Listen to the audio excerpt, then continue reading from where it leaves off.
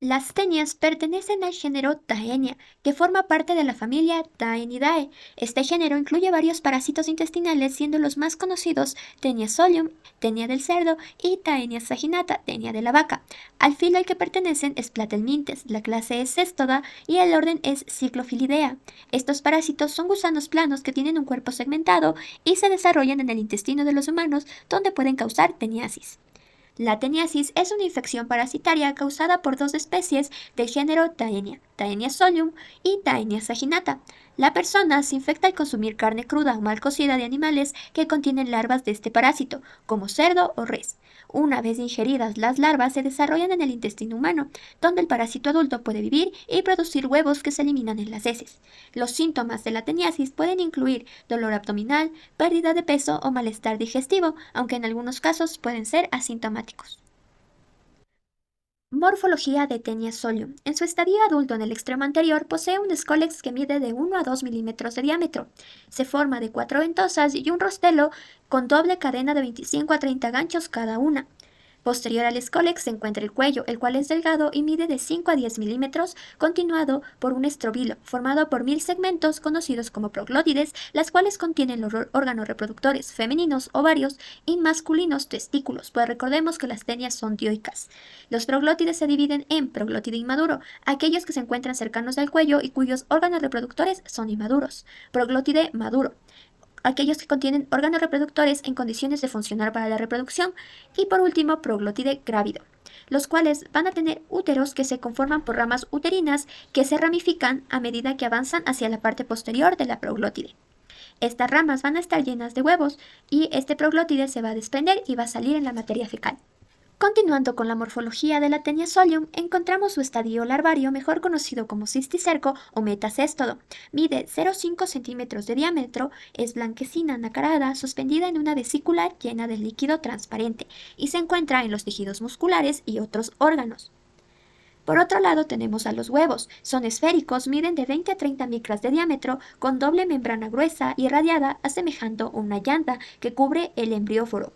De color café en su interior se encuentra el embrión hexacanto, que posee 6 ganchos, u oncósfera con 3 pares de ganchos. El huevo inmaduro se rodea por una membrana transparente de 2 a 3 veces su diámetro. Morfología de Taenia saginata. De igual forma, en su parte anterior posee un escólex que mide de 1 a 2 milímetros de diámetro, se conforma por 4 ventosas y carece de ganchos, siendo un rostelo inerme. Le sigue un cuello delgado que se ensancha hasta alcanzar un centímetro. De igual forma, contiene un estróbilo formado por 2000 proglótides. Cada proglótide va a estar formada por órganos reproductores masculinos y femeninos, y se divide en proglótide inmadura, proglótide madura, que es un poco más ancha que larga, y en la parte terminal las proglótides grávidas, 3 veces más largas que anchas, siendo móviles y teniendo un movimiento de reptación. Al igual que en la Taenia solium, la proglótide grávida contiene un útero que se conforma por ramas uterinas, las cuales se llenan de huevos. Esta proglótide grávida se desprende del estrobilo y sale en las heces. Huevo de Taenia saginata. Los huevos de Taenia saginata son idénticos a los huevos de Taenia solium y solo se distinguen por componentes moleculares, puesto que los huevos de Taenia saginata no poseen ganchos en su cápsula embrionaria y de igual forma se encuentran cubiertas por el embrióforo.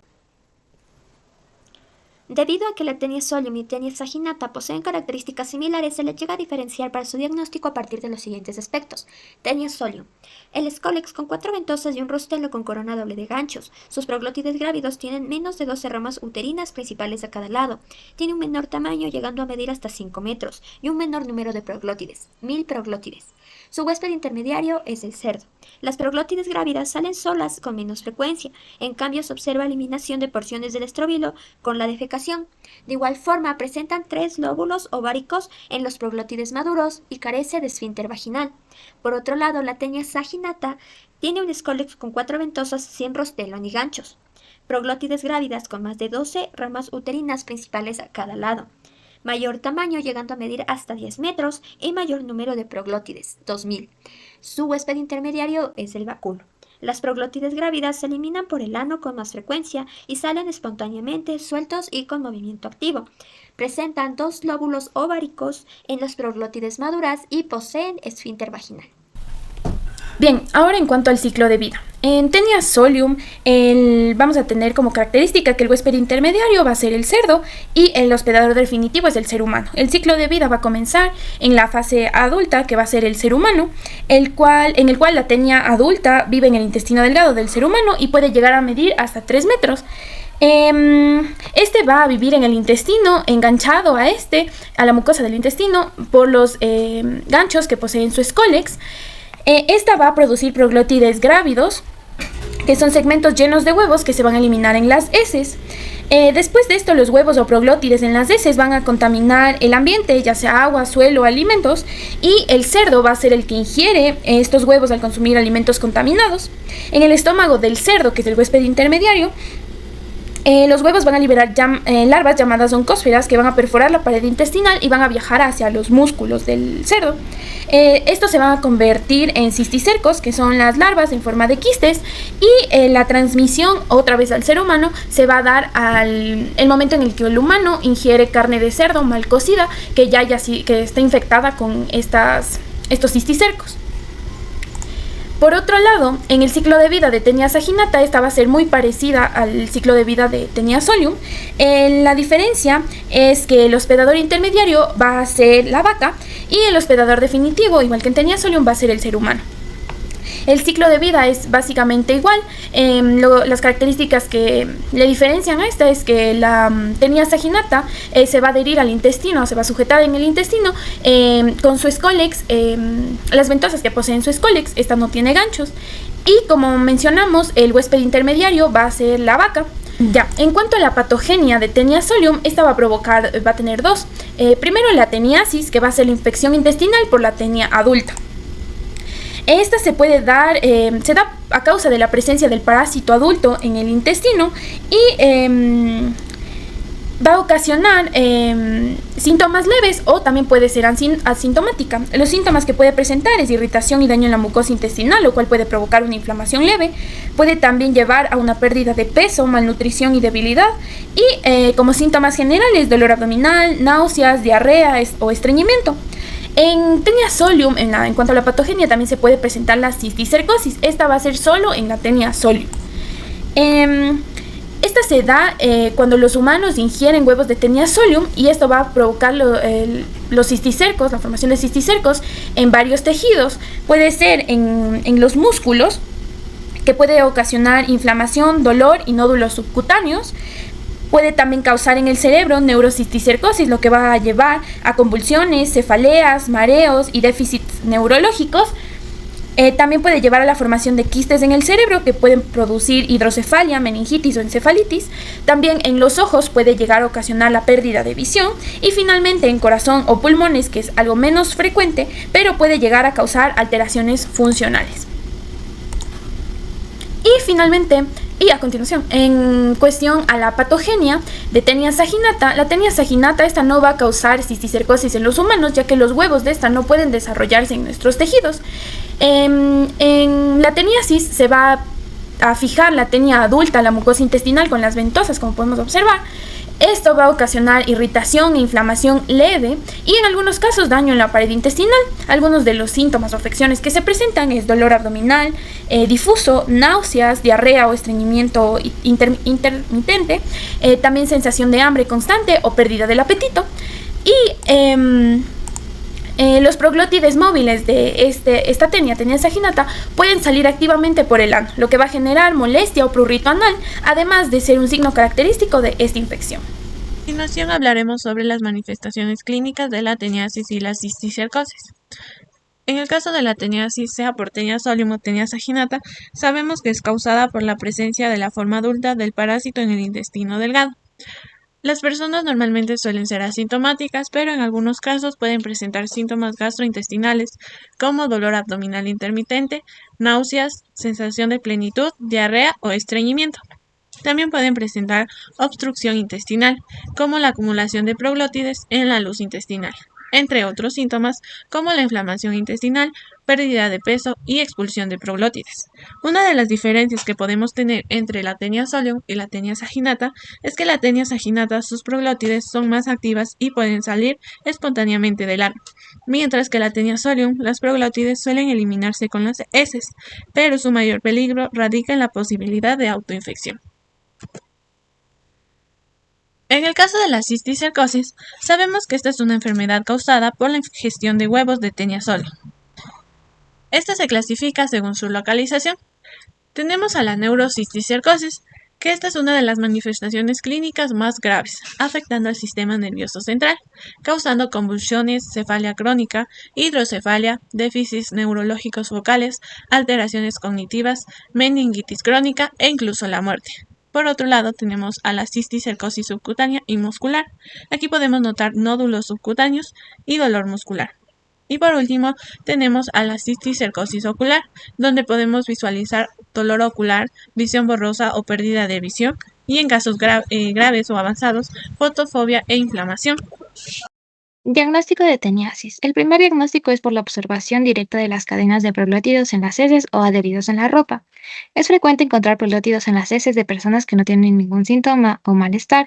El diagnóstico específico se debe hacer por la observación microscópica de huevos y pruebas complementarias. Primero tenemos el examen de heces, donde se da la detección de huevos o proglótidos de tenia mediante técnicas como CATO-CATS, flotación o sedimentación. Examen coproparasitario. Tenemos la técnica de CATO-CATS, que es una técnica coproparasitoscópica para detectar y cuantificar huevos de mitos en heces. La técnica de flotación usa soluciones de alta densidad como el sulfato de zinc para hacer flotar los huevos del parásito. Y la de sedimentación se basa en la gravedad o centrifugación para concentrar huevos pesados como los de la tenia. Y el examen microscópico de heces puede ayudar a identificar la presencia de huevos de Taenia saginata y Taenia solium, este no permite diferenciarlos de manera confiable. Para poder identificarlos, tenemos que tener en cuenta que los huevos de ambas especies son morfológicamente idénticos, ya que tienen una cáscara gruesa y radiante. Para diferenciar la Taenia saginata de la Taenia solium, tenemos que utilizar uno de los siguientes métodos. El más común es la identificación de proglótidos grávidos, que son segmentos del parásito en las heces. En la Taenia solium vamos a encontrar menos de 13 ramas uterinas, mientras que en la saginata vamos a encontrar más de 15 ramas uterinas laterales. El examen de Excolex es muy poco común, ya que este se da si se logra recuperar durante el tratamiento. En la Taenia solium podemos ver que el Excolex presenta ganchos, sin embargo, la saginata no presenta ganchos. En las pruebas complementarias podemos encontrar pruebas inmunológicas, como es la de detección de antígenos, la prueba de ensayo por inmunoabsorción ligado a enzimas, también conocida como la prueba de ELISA, que esta detecta proteínas del parásito en sangre o en heces y permite diferenciar entre infección activa y pasada. Sin embargo, esta sí tiene menor sensibilidad si la carga parasitaria es baja. También tenemos la detección de anticuerpos por la prueba de ELISA, que detecta respuesta inmune en suero, y Western blot, que es específica para Taenia solium. Estas identifican anticuerpos y son útiles cuando los huevos o proglótidos no son detectables en heces. Sin embargo, no diferencia una infección activa de una exposición pasada. También tenemos el diagnóstico molecular, que es la PCR. Esta detecta el ADN de la tenia en heces o tejidos y diferencia las especies. Por último, tenemos los estudios de imagen. Esto se da en casos de sospecha de neurocisticercosis o de cisticercosis, que se da solo por la Taenia solium. En estas podemos encontrar las neuroimagen, que son tomografía computarizada o resonancia.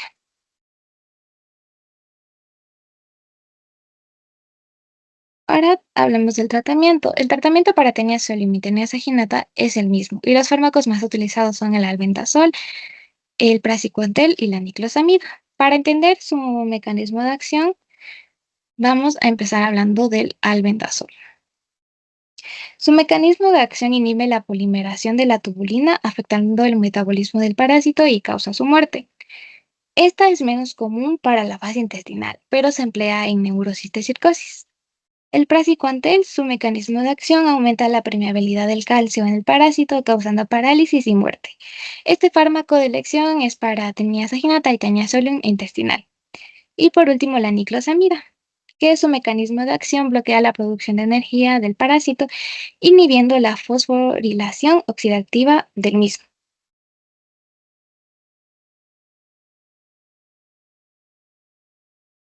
Se debe asegurar en todos los casos la eliminación completa del Excolex con su rostelo, ya que de otra manera se puede regenerarse en el individuo por completo y se puede volver a presentar la infección.